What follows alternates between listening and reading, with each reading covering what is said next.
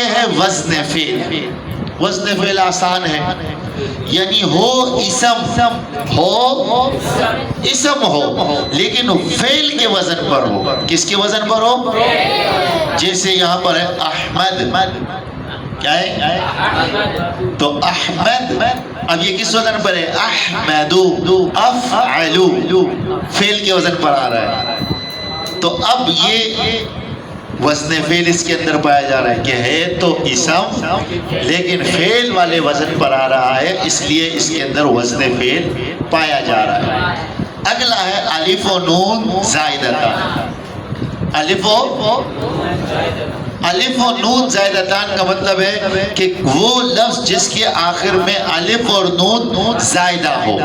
الف ہو، اس کے بعد نون ہو اور وہ زائدہ ہو. زائدہ کا مطلب ہے اس کا کوئی معنی اور مطلب نہ ہو.